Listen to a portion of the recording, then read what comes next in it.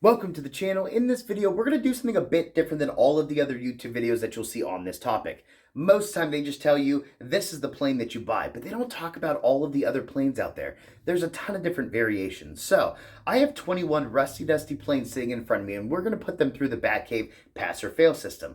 That way, when you are out in the wild at that antique store, garage sale, whatever it is, you know what to buy and what not to buy. Stick with me.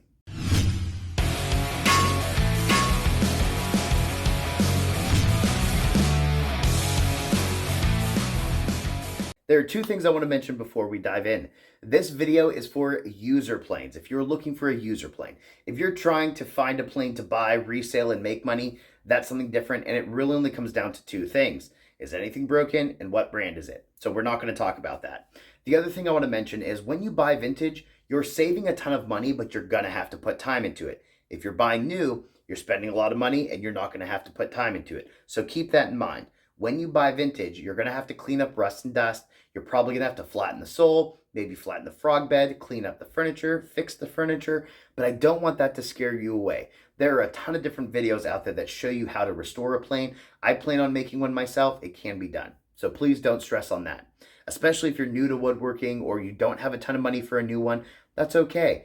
Once we get through this test, you're going to know exactly what to look for when you're out in the wild. The first place I want to start is a very brief overview of the hand plane parts and what they do. So the first part that you have here is the cap. The cap is what holds the iron and the chip breaker against the frog. The important part of this is the spring, if it has one. You want to make sure that that spring is still snappy. If it's not, when you put this on here, you have to tighten that screw down. If the spring's tight, you just use this and you can lock everything down.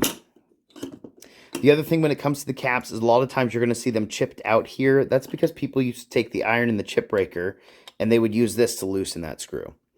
If it's chipped out, it really doesn't hurt anything. It just doesn't look as good.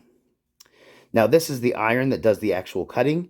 The only thing that I really look for is to make sure that it's not super like skewed. If it is, it can be fixed, but I try to avoid that. The chip breaker is what prevents the iron from diving too deep into the wood and getting too thick of a shaving.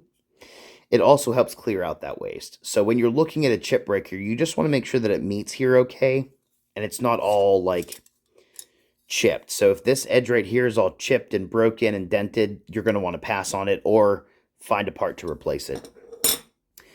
The iron itself, I like to check the back of it and make sure that there's not a ton of heavy pitting here.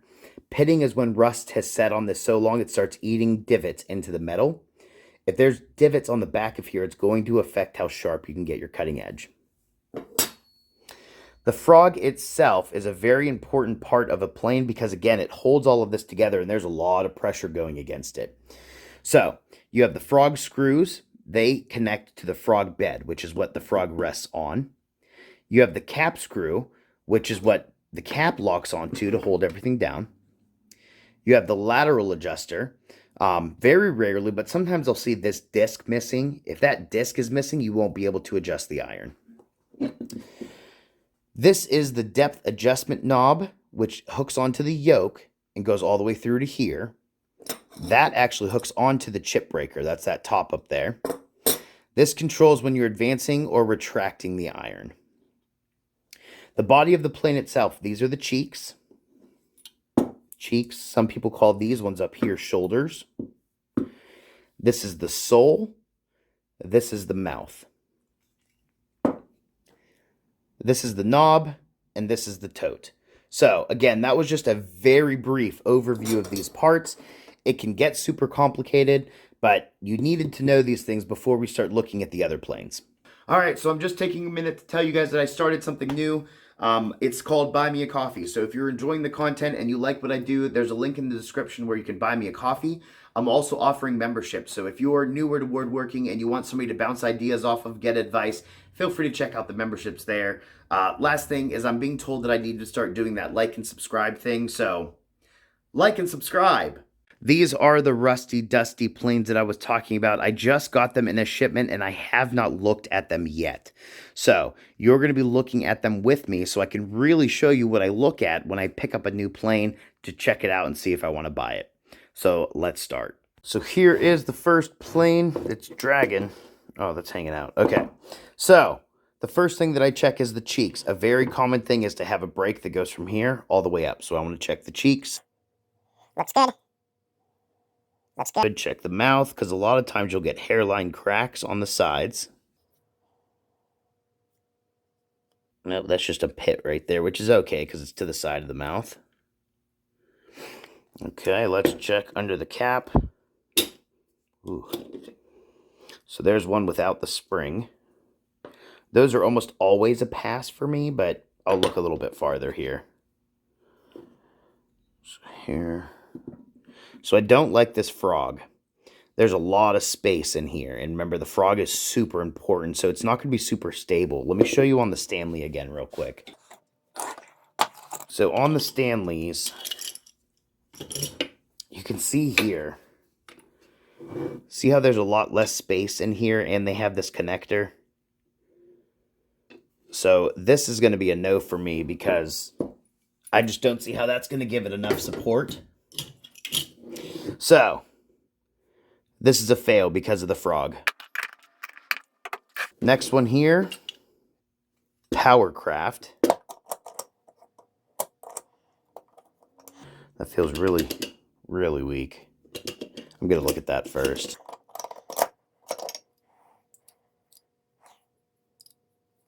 Watch, watch. It stays. It goes away. Stays. I don't like that. It's missing the screw. It's missing the screw right there. So I like this frog. This frog is better than the other one. This looks really weak. The depth adjust. A lot of play in that. You can see it moving. But this, excuse me, this has no screw. So it has no screw, and I don't like this cap. I feel like this is just going to break. So we're going to pass on the Powercraft. Dunlap. Check cheeks. Check the mouth.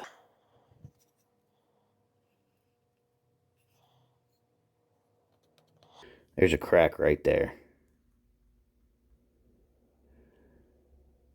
See that?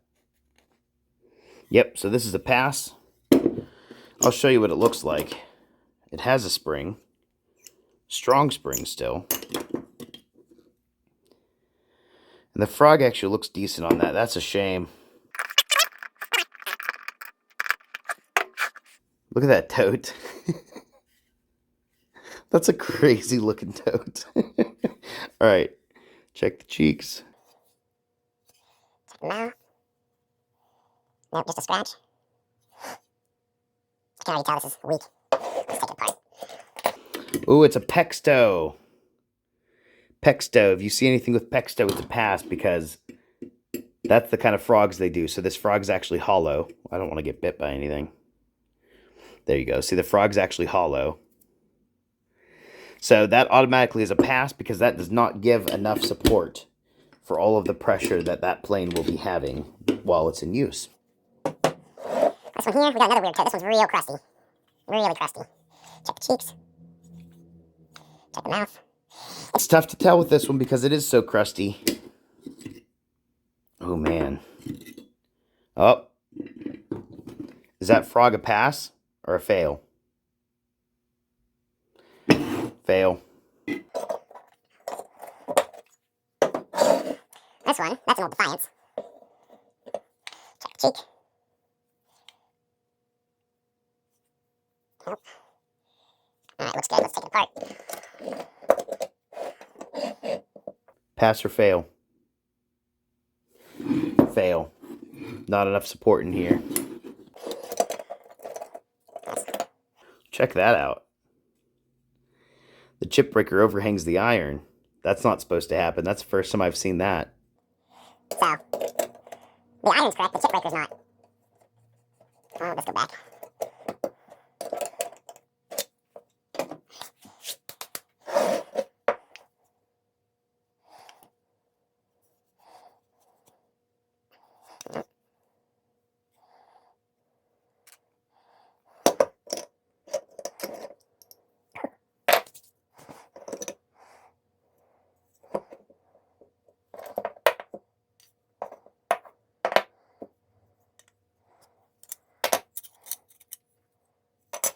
Check the back of the iron for pitting.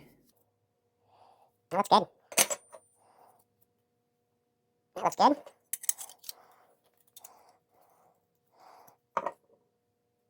Frog looks good too. Oh, it's an old Miller's Falls. Yeah, so this one. I don't see any breaks anywhere. Tote and the knob look good. I would say this one is a pass. Depending on the price, obviously, because it's pretty dirty, but the only thing I don't like is that there's no spring. That's the only thing I don't like about this one. And that you'll have to rely on tightening this. Does that even move? Yeah. You'll have to rely on tightening the screw down to lock it.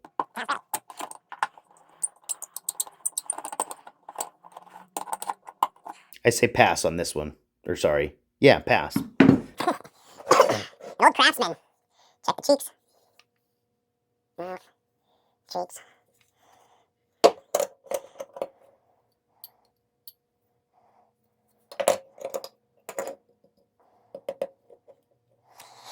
Pass or fail? Fail.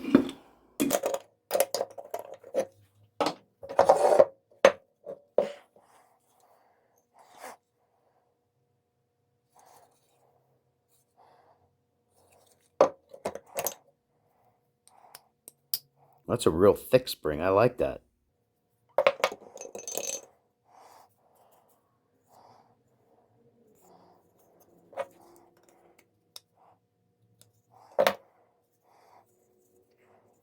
All right, so I know I have a screwdriver here, but in the wild you might not. But I'm still going to grab one. So if you can, get a little screwdriver and carry it around with you or something like that if you know you're going to look for a plane. Because you definitely want to take this apart. That looks good. Not a lot of surface there, but you can file that. That looks good. Nice.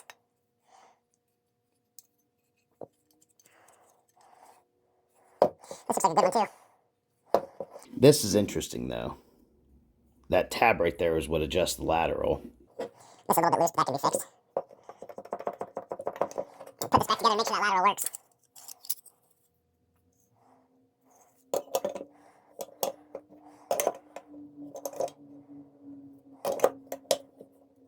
Yep. Do you say pass or fail? Pass.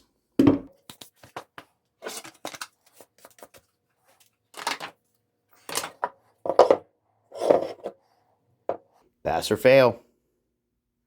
Fail. It's really light. Really light.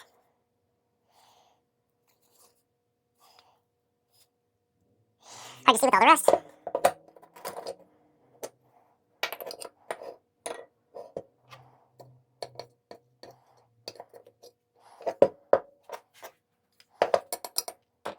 Pass or fail?